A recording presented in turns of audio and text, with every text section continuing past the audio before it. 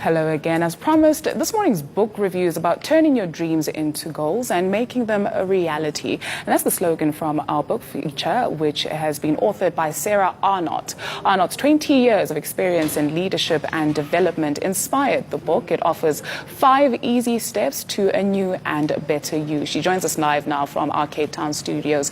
A very refreshing morning to you, Sarah. Thank you so much for joining us. Let's talk about why you put pen to paper. What actually birthed this book? Good morning. That's a good question to start the day. What I saw when in my many years of assessing and interviewing leaders of big businesses was that even very senior people don't always choose the path they want to take. It happens to them by accident. And meeting people in my life, my friends, other colleagues, people don't always sit down and think about what they want, and then life just happens to them. And the other thing that happens is you get stuck in a rut. So you feel that you don't have very many choices, you're not sure how to get out of where you are, you're not sure that you have the ability to change your life. And the fact is, we do have that ability. The really interesting thing is that a lot of research has been done in the last 10 or 15 years that backs up the very simple steps in this book. I came across these 5 steps a few years ago and I thought, well, I'll give it a try. So they're not original to me. I've seen them in a few different places. And when I did it, to my absolute amazement, I achieved a childhood dream that I never thought I would achieve. So I said to myself, gosh, that worked. I wonder if I should try it again. So I did, and it worked again.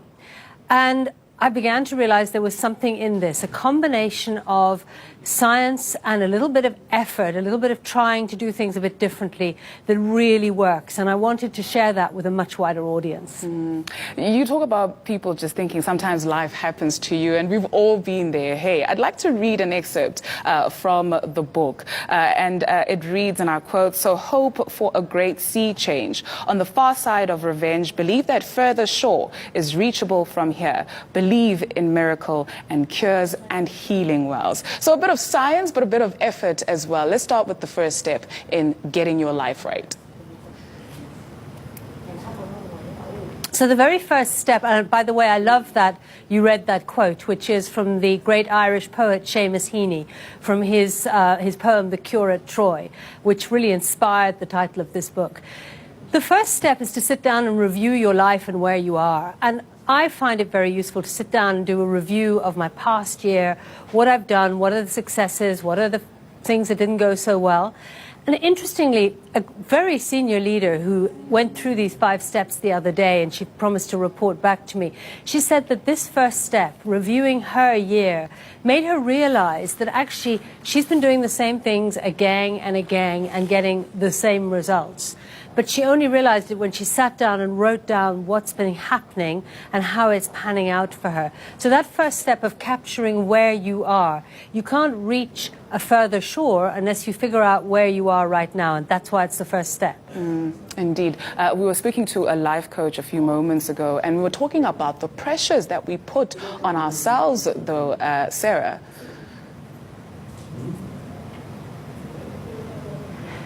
So I think that's a really important point.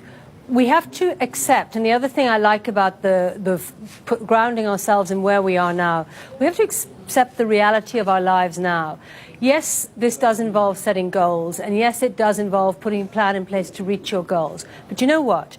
If you're a really busy mother of 3 and you're holding down a full-time job, then maybe a great aspiration for you is to get half an hour to yourself once a week.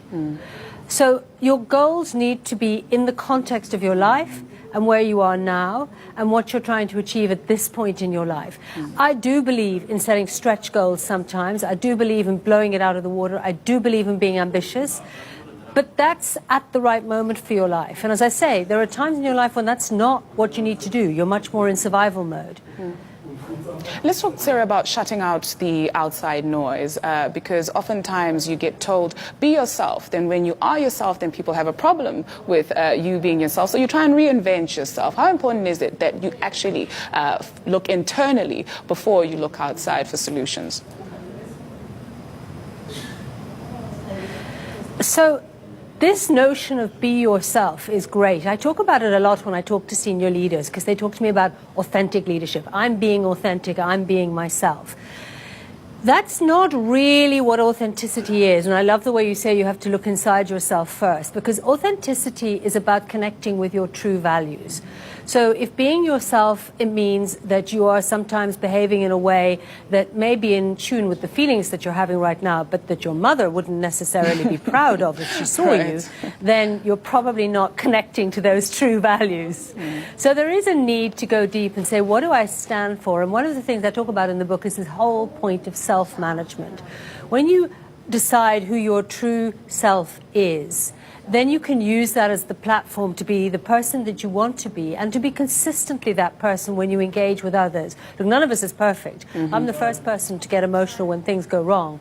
But I have done a lot of understanding and research as to how you can manage yourself, how you can take control of those emotions and become a more mature, more graceful person that your mother would want you to be, and that also allows you to take advantage of opportunities that come your way.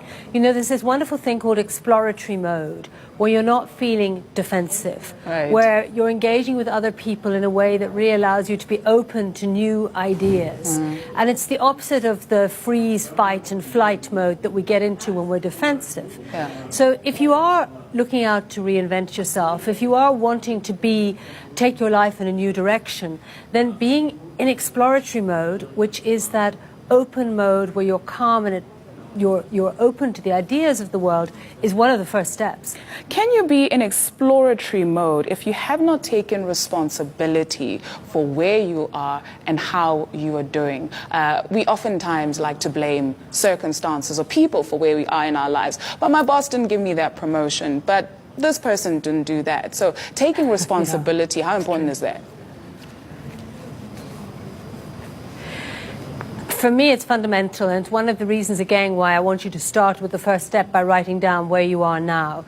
Look, things happen to people. It might be that you could engage with your boss in a new way that would make him pay attention, or her pay attention, and give you the promotion. So you might need to take ownership of that and say, okay, what I'm doing clearly didn't work. It didn't get me that promotion. What do I need to do differently in order to be sure that I can get it? Can I get it in this place? Maybe I need to change jobs, but maybe there is something I can do to engage at a different level with this person. So yes, owning where you are, and you know what, even when it's not your fault, things happen in life over which we genuinely have no control. You know, we have accidents happen. I'm not going to go into all the horrible things that can happen in life, but a friend of mine who I really admire says, it's not what happens to you, it's how you handle it that counts. Sure. And how you handle it has got a lot to do with owning it and taking responsibility for where you are, whatever it is that's happened to you, and then moving forward with what you've got. Moving forward with what you've got. Perhaps in closing up the conversation, your word of motivation. Tomorrow is Monday, and we only left with what, not counting this month, 2 months till the end of the year.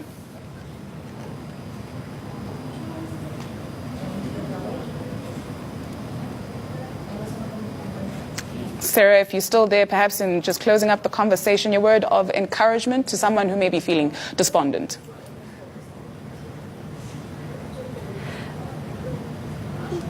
We can all feel despondent. I think it's a very legitimate feeling, but be aware that tomorrow things can change, and the best way to create that change is to sit down, write down why you think, longhand, old-fashioned, pen and paper, why you think you are where you are, and then where you'd like to be. This is really the 5-step process, and just 1 or 2 things that you could do, 1 or 2 things that you could change to get you to that new place. Thinking about visioning outcomes, great outcomes, is a really good way, and writing them down is a really good way to start making them come true. Writing them down. You know, we're like tech people, so we're always taking notes on our phones, but there's magic in writing things down. Thank you very much for that. Sarah Arnot, the author, I beg your pardon, of Further Ashore. Right.